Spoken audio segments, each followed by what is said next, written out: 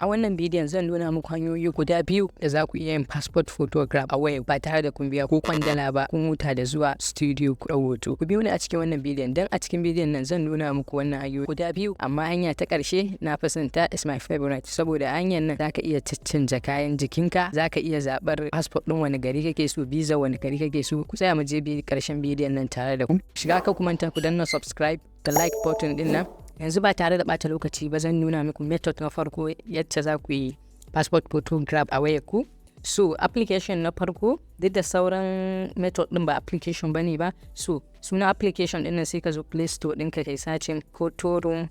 Shi ma akwai website, za ku yi amfani da website ɗin, amma application ɗin ya fi daɗi. So ga application ɗin nan ga tambarin sai yace yake, ga tambarin application ɗin nan. So sai ka danna install. Ni da yake yanzu already na yi installing ɗinsa, kawai zan danna open ne gashi.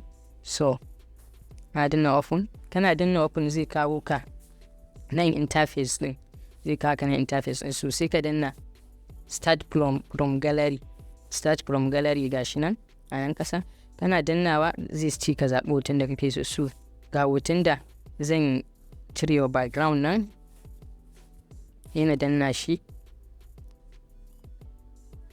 So kun ga ya cire background. So yanzu sai ka zo ka zaɓi wannan white color ɗin. In kuma za ka yi, kana son transparent background ne, ka iya graphic design, so za ka iya, kuma me za ka yi da shi, za ka iya da wani application ɗin. Sannan ga nan kasa sauran functions ɗin application ɗin ne zai gyara ma hoto da abubuwa, kun gani. So amma mu za mu yi amfani da wannan white ɗin nan ne na farko, white. Sai ka danna white, passport kenan. Sai ka zo resize ɗin nan.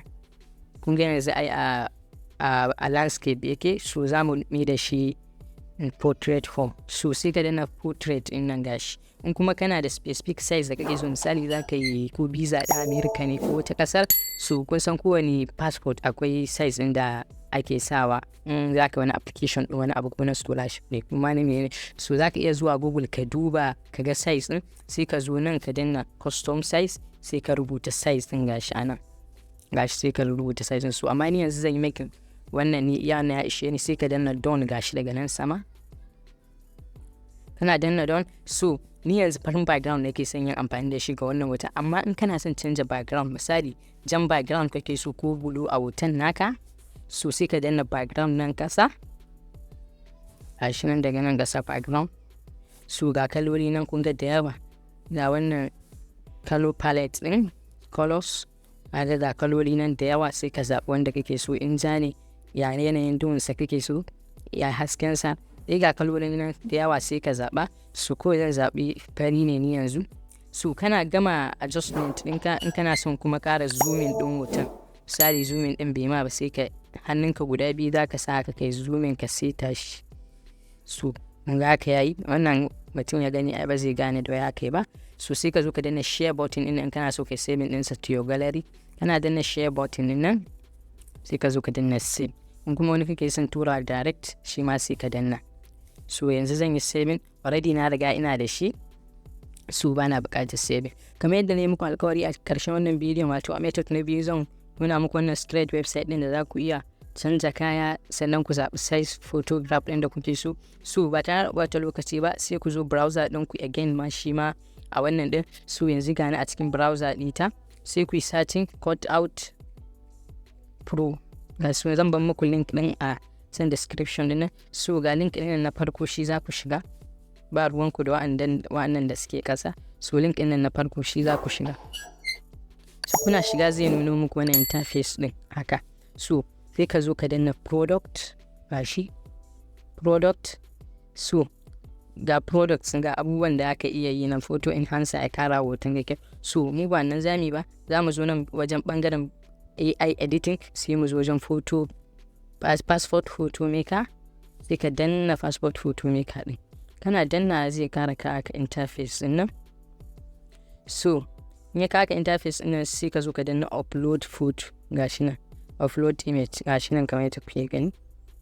Kana danna zai kawo ka galerin ka. So ni ga image ɗin da nake so na yi passport ɗin da shi, so sai ka uploading, sai ka jira.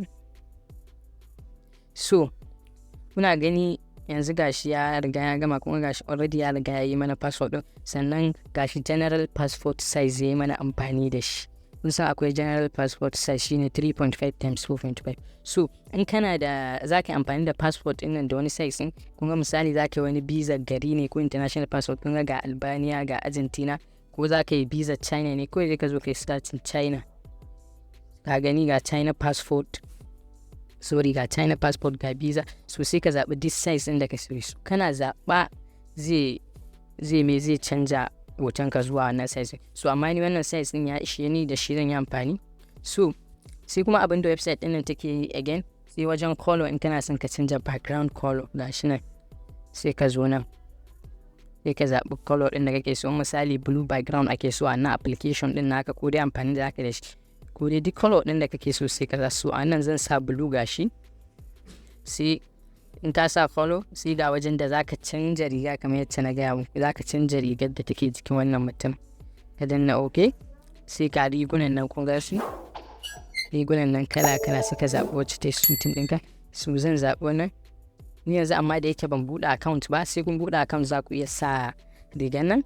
So kuna sa rigar za ku rigar gashi ta saku, sai ku zo ku danna don ɗin nan, ga don nan, sai ku zo ku danna download HD. Kuna da sai kun buɗe account, kuna danna download HD, shikenan zai yi saving a gallery ɗinku. Kun ga wannan result ɗin na website ɗin nan ya fi. So a cikin method ɗin guda biyu da muka nuna muku, sai ku zaɓi wanda kuka fi so sai ku yi amfani da shi. Amma zan yi recommending wannan saboda shi Photoroom za ka ga yana sa watermark. So ba ka iya cire watermark ɗin, amma in still kana so ka yi amfani da Photoroom, shiga WhatsApp group ɗin, link ɗin yana bio ɗin account ɗin nan. A nan za mu saka muku pro version ɗin Photoroom wanda baya sa watermark. So sai ku ringa amfani da shi, amma sai ku zaɓi wanda ku yi so. So in ka samu wannan bidiyon helpful, kar ka manta ka danna mana like button ɗin da subscribe button, sai da mun ɗora wani ƙayataccen bidiyon YouTube za ta fara notifying ɗinka.